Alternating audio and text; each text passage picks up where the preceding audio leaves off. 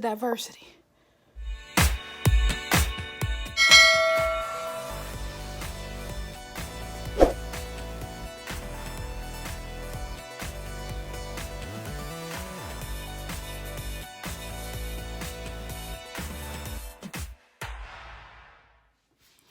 What up, though? This is HD from the 313 coming back at you. Well, our first vid, and I know the intro was a little bit dramatic, but I am like dead ass. Where's the diversity in the LGBTQ web series on YouTube? Okay, just like many of y'all, I am in a pandemic too, trapped in this dang on apartment. I have baked, I have grocery shopped, I have fried, I have curbside picked up. Okay, I earned my quarantine 15, boo. All right, it is what it is. So now I'm hitting the YouTube because I'm Netflix and chilled out. Okay, I binge watched all my shows on Netflix. Now I want something, you know what I mean? Something relatable, something, drive it home. Let's will it home. Let's will it home. Okay. Anyway, so I end up going on YouTube doing just a general search, and I end up coming in contact with Miss Lady BBY. I think I'm assuming that's like Miss Lady Baby, and she did a 3-part series on her top 10 LGBTQ web series. Now her part 3 she filmed last month. Her other 2 she filmed like a year or 2 ago, whatever. So I was super geek. Shout out to you, Miss Lady. Shout out to you. And I'm going through her list. I'm writing it down. You know what I mean? I'm studious with it. I'm writing it down and I'm searching them. And I'm gonna be honest, by the 3rd one, I was done. Okay, I'm not talking about the quality, because I'm not a writer, I'm not a producer, I'm not putting in on nobody's camera equipment. So I'm not a critic, I'm just a fan. And the storylines are running together. Some of them, by the time I reach the intro, if it's a stud, okay, I'm turning it off, and there's no shade to studs. No shades. I'm not a stud. I know studs, okay? No shade to them. Studs are relevant in the LGBT community. What's an LGBTQ with no stud? Okay? They should LGBTQS. Okay? I'm not even hating on. Stating, okay? Y'all can take that however y'all want to, state and hate, whatever. I'm just stating the fact that we have this trend that I'm noticing. It's stud-led.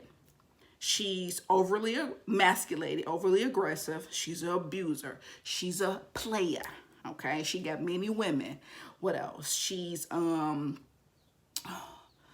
drug dealer. She tote heat. She's from the streets. I get it. Those storylines matter. They do.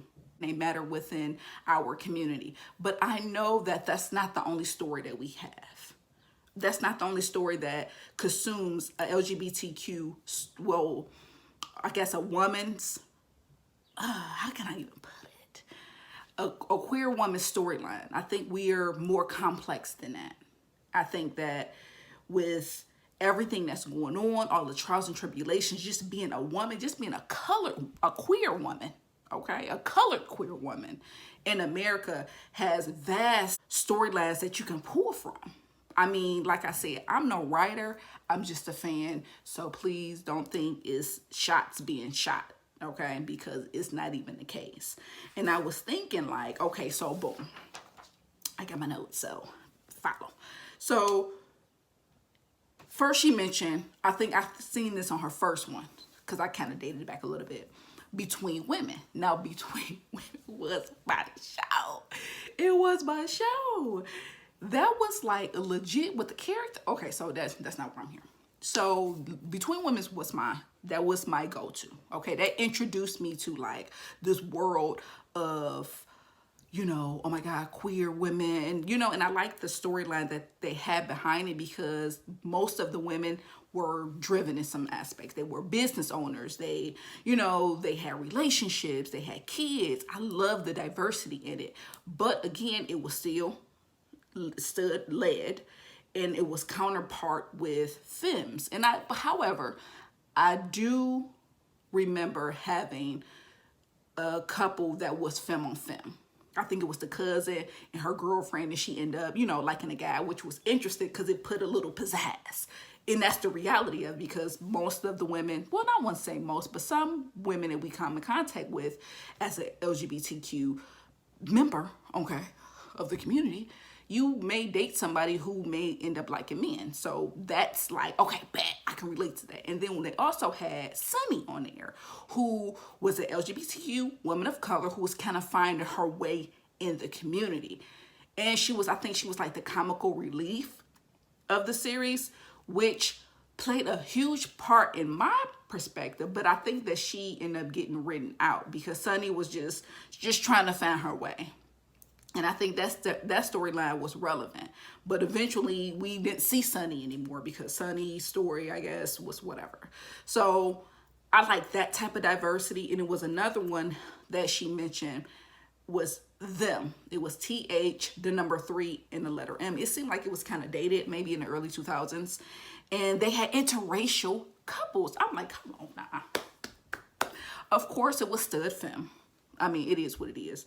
But it was a black stud and a white woman. And I think it kind of unlocked the complexities of being interracial, not only interracial, but same sex. So that was a good storyline. Like, that's the type of, I don't see enough of, and I'm pretty sure I'm missing a lot.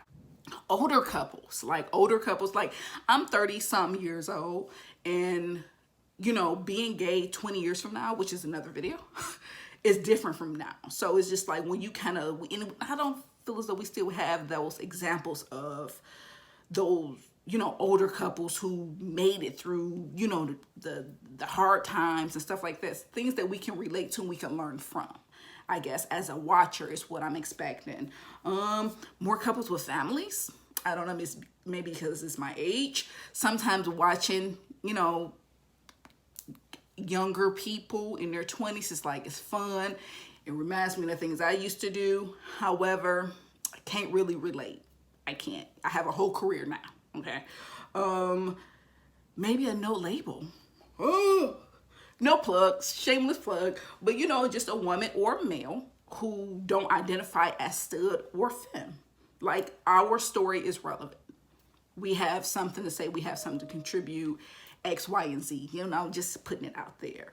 And trans stories, I want to see more. I would like to see more trans people and their storyline and what they go through and things of that nature, because I feel as though it's a misconception when you say that you are part of a community. Like, for me, I'm just speaking on myself. I don't know much about the trans stories. I only know what I see on TV. I don't know a personal trans person.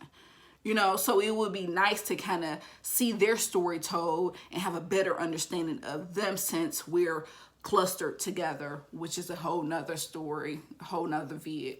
Just stay tuned. And stud on stud, come on now, we're all women at the end of the day. And I get it.